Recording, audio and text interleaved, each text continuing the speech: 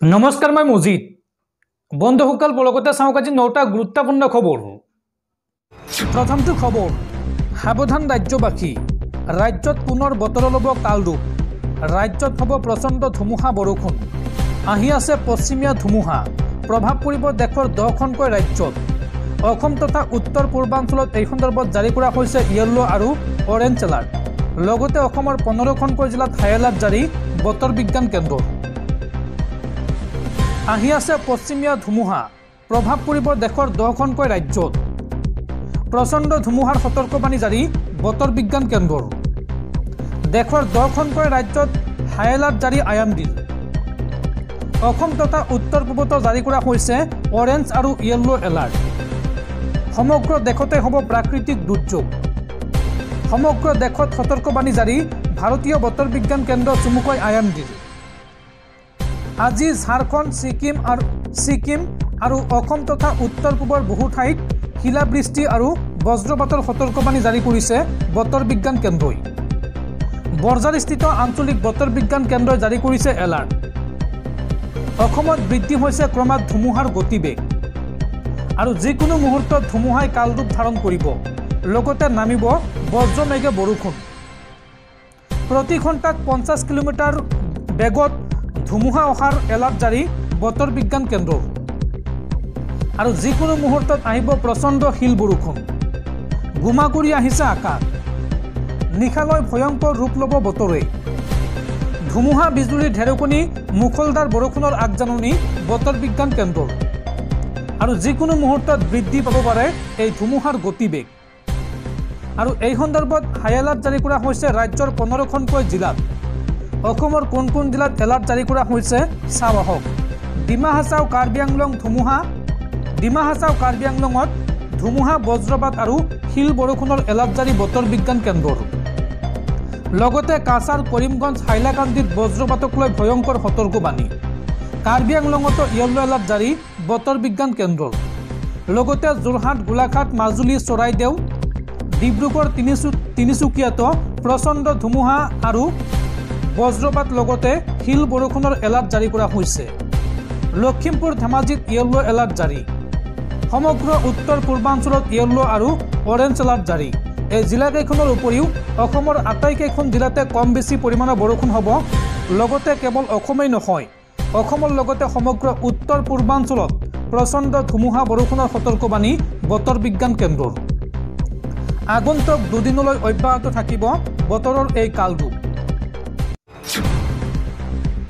পৰৱৰ্তী খবৰ কেন্দ্ৰীয় চৰকাৰৰ বেটি বচাও বেটি পঢ়াওৰ নামত দেশত সংঘটিত হৈছে ভয়ংকৰ বিত্তীয় অনিয়ম মোদী চৰকাৰৰ হাতত নাই এই আঁচনিৰ নামত খৰচৰ হিচাপ শেহতীয়াকৈ RTR উত্তৰত প্ৰকাশ পাইছে এই চাঞ্চল্যকৰ তথ্য কেন্দ্ৰীয় চৰকাৰৰ হাতত নাই বেটি বচাও বেটি পঢ়াও আঁচনিৰ নামত ব্যয় হোৱা ধনৰ হিচাপ RTR উত্তৰত পোহৰলৈ আহিছে এই ভয়ংকৰ বিত্তীয় অনিয়ম চৰকাৰী হিচাপ মতে বেটি বচাও বেটি পঢ়াৰ নামত বিগত 10 বছৰত ব্যয় হৈছে 952.4 কোটি টকা ইয়াৰে 496.97 কোটি টকা আবণ্টন দিছে 35খন ৰাজ্য আৰু কেন্দ্ৰীয় শাসিত অঞ্চললৈ কিন্তু 952.4 কোটি টকাৰ 455 কোটি টকা ক'ত খৰচ হ'ল তাৰ হিচাপ নাই চৰকাৰৰ হাতত আন এক তথ্য মতে 2016-17 পৰা 2019-20লৈ মহিলা আৰু শিশু কল্যাণ মন্ত্ৰালয়ে এই আঁচনিৰ বাবে আবণ্টন দিছে 555.27 কোটি টকা এই ধনৰ 351.55 কোটি টকা ব্যয় হৈছে বিজ্ঞাপন আৰু প্ৰচাৰৰ নামত শেহতীয়াকৈ RTR উত্তৰত প্ৰকাশ পাইছে এই চাঞ্চল্যকৰ তথ্য পৰৱৰ্তী খবৰ বিৰোধী ঐক্যৰ প্ৰথমটো বৈঠকতে উত্তপ্ত পৰিস্থিতি বৈঠকৰ পৰা ওলাই আহিল সাংসদ প্ৰদ্যুৎ বৰদলৈ মই ইয়াত নাথাকো বুলি কৈ খঙত ওলাই গ'ল সাংসদগৰাকী অখিল গগৈৰ সৈতে তৰ্কাতৰ্কিত লিপ্ত কংগ্ৰেছ নেতৃত্ব বিৰোধী ঐক্যৰ বৈঠকত উত্তপ্ত পৰিস্থিতি বৈঠকৰ পৰা ওলাই আহিল সাংসদ প্ৰদ্যুৎ বৰদলৈ মই ইয়াত নাথাকো বুলি খঙত ওলাই গ'ল সাংসদগৰাকী আৰু তাৰ পিছতে বৈঠকৰ পৰা ওলাই আহিল ভূপেন বৰাও কংগ্ৰেছ নেতৃত্বৰ সৈতে তৰ্কাতৰ্কি অখিল গগৈৰে তৰ্কাতৰ্কিৰ পিছতে ওলাই গ'ল কংগ্ৰেছ নেতৃত্ব এঘণ্টা নহওঁতে বৈঠকৰ পৰা ওলাই গ'ল কংগ্ৰেছ নেতৃত্ব। দৰ্শকসকল আৰু বহুতো গুৰুত্বপূৰ্ণ খবৰ আছে। তাৰ আগতে আপোনাক জনাওঁ যে যদি আপুনি এতিয়ালৈকে এইটো ভিডিঅ'ত লাইক কৰা নাই তেন্তে এতিয়াই ভিডিঅ'টোত লাইক কৰি দিয়ক আৰু এনেকুৱা ধৰণৰ ভিডিঅ'সমূহ নিতৌ চাবলৈ চেনেলটো ছাবস্ক্ৰাইব কৰি কাষত থকা বেল আইকনটো প্ৰেছ কৰি ৰাখক। পৰৱৰ্তী খবৰ, ইজৰাইল পেলেষ্টাইনৰ যুদ্ধৰ মাজতে আন এক ডাঙৰ খবৰ। এইবাৰ পেলেষ্টাইনৰ ঘৰত ডকাইতিত নামিল ইজৰাইলী সেনা। হাজাৰ হাজাৰ কোটি টকা লুট কৰিলে ইজৰাইলী সেনাই। বিশ্বক লজ্জানত কৰিলে ইজৰাইলী সেনাই। শেহতীয়াকৈ ৱাই নেটত প্ৰকাশ পাইছে এই প্ৰতিবেদন। ইজৰাইলী সেনা এইবাৰ নামি পৰিছে ডকাইতিত। পোহৰলৈ আহিছে বিশ্বক লজ্জানত কৰা খবৰ। হাজাৰ হাজাৰ কোটি টকা ইজৰাইলী সেনাই লুট কৰা বুলি খবৰ ওলাইছে। আন্তঃৰাষ্ট্ৰীয় সংবাদ মাধ্যমত প্ৰকাশ পাইছে এই খবৰ। 28 মিলিয়ন নগদ ধনৰ বাকচ উদ্ধাৰ হৈছে। বাকচ ভৰ্তি সোণৰ মুদ্ৰা, নামী দামী অলংকাৰ লুট কৰিলে ইজৰাইলী সেনাই।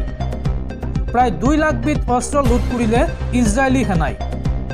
পেলেষ্টাইনী লোকৰ ঘৰত ডকাইতি কৰিলে ইজৰাইলী সেনাই। গাজাৰ পেলেষ্টাইনী লোকৰ ঘৰত ডকাইতি কৰিলে ইজৰাইলী সেনাই। আৰু লেবাননতো অভিযানৰ নামত ডকাইতি কৰা বুলি অভিযোগ উত্থাপন হৈছে। ইজৰাইলী আউটলেট ৱাই নেটত প্ৰকাশ পাইছে এই তথ্য। পৰৱৰ্তী খবৰ, গৌৰৱ গগৈৰ পত্নীৰ পাকিস্তান লিংক সন্দৰ্ভত তদন্ত কৰিবলৈ দিল্লীত উপস্থিত অসম আৰক্ষীৰ দল। বিপদত পৰিব নেকি গৌৰৱ গগৈ? তদন্তৰ সন্মুখীন হ'ব পাৰে গৌৰৱ গগৈৰ পত্নী এলিজাবেথ কলবাৰ্ণ। তদন্তৰ সন্মুখীন হ'ব পাৰে গৌৰৱ গগৈৰ পত্নী এলিজাবেথ কলবাৰ্ণ। আৰু তদন্ত কৰিবলৈ দিল্লীত উপস্থিত হৈছে অসম আৰক্ষীৰ SIT। গৌৰৱ গগৈৰ পত্নীৰ পাকিস্তান লিংক সন্দৰ্ভত তদন্ত কৰিব অসম আৰক্ষীৰ এই দলটোৱে। পাকিস্তানৰ আলী তাকিৰ শ্বেখৰ সৈতে গৌৰৱ গগৈৰ পত্নীৰ সম্পৰ্ক থকাৰ অভিযোগ উত্থাপন হৈছে। এলিজাবেথৰ সৈতে কেনেধৰণৰ বাৰ্তালাপ হৈছিল সেই সন্দৰ্ভত চলিব তদন্ত। দলটোৱে পৰীক্ষা কৰিব এলিজাবেথৰ পাছপৰ্ট আৰু ভিছা। ADGP মুন্না প্ৰসাদ গুপ্তাৰ নিৰ্দেশত দিল্লীত উপস্থিত হৈছে অসম আৰক্ষীৰ এই দলটো। আৰক্ষী বিষয়া ৰজি কলিতাৰ নেতৃত্বত গৈছে আৰক্ষীৰ এই বিশেষ দলটো। উল্লেখযোগ্য যে মুখ্যমন্ত্ৰী হিমন্ত বিশ্ব শৰ্মাই আনিছিল গৌৰৱ গগৈৰ পত্নীৰ বিৰুদ্ধে গুৰুতৰ অভিযোগ আৰু তাৰ পিছতে মুখ্যমন্ত্ৰী হিমন্ত বিশ্ব শৰ্মাৰ নিৰ্দেশত তদন্ত আৰম্ভ কৰিছে অসম আৰক্ষীয়ে। পৰৱৰ্তী খবৰ, চুবুৰীয়া ৰাষ্ট্ৰ মণিপুৰত বলবৎ কৰা হৈছে ৰাষ্ট্ৰপতি শাসন। আৰু মণিপুৰ সন্দৰ্ভত এইবাৰ বৃহৎ সিদ্ধান্ত গ্ৰহণ কৰিছে কেন্দ্ৰীয় গৃহ মন্ত্ৰালয়ে। 8 মাৰ্চৰ পৰা মণিপুৰৰ সকলো পথতে মুক্ত যাতায়াত নিশ্চিত হ'ব লাগিব। বাধা দিয়া লোকৰ বিৰুদ্ধে গ্ৰহণ কৰিব লাগিব কঠোৰ ব্যৱস্থা। ৰাজ্যপাল অজয় কুমাৰ ভাল্লা আৰু কেন্দ্ৰীয় গৃহ সচিব বিষয়াৰ সৈতে বৈঠকৰ অন্তত এই কঠোৰ নিৰ্দেশ কেন্দ্ৰীয় গৃহমন্ত্ৰী অমিত শ্বাহৰ। পৰৱৰ্তী খবৰ, ৰাজ্যত পুনৰ চলিল হিমন্ত চৰকাৰৰ বুলডোজাৰ। এইবাৰ দালালে বাংলাদেশীক বিক্ৰী কৰা ভূমিত চলিল উচ্ছেদ। 150 বিঘা বেদখলকৃত ভূমিত উচ্ছেদ প্ৰশাসনৰ। বৃহৎ আৰক্ষী বাহিনী লগত লৈ কৰিলে বেদখল মুক্ত। দালালে বাংলাদেশীক বিক্ৰী কৰা ভূমিত এইবাৰ চলিল হিমন্ত চৰকাৰৰ উচ্ছেদ অভিযান। 150 বিঘা বেদখলকৃত ভূমিত উচ্ছেদ প্ৰশাসনৰ। বৃহৎ আৰক্ষী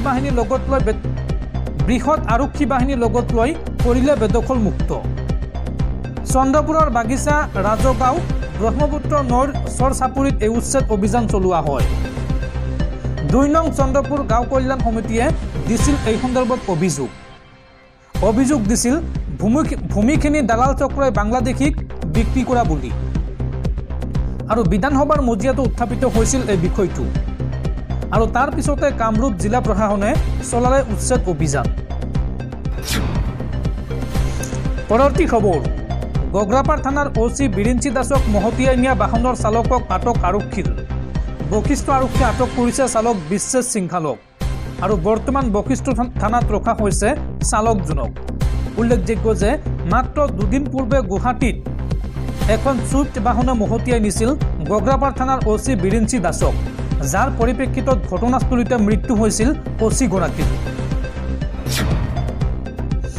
পৰৱৰ্তী খবৰ, সাৱধান দেশবাসী, 2025 বৰ্ষত গৰমে ভংগ কৰিব সৰ্বকালৰ অভিলেখ।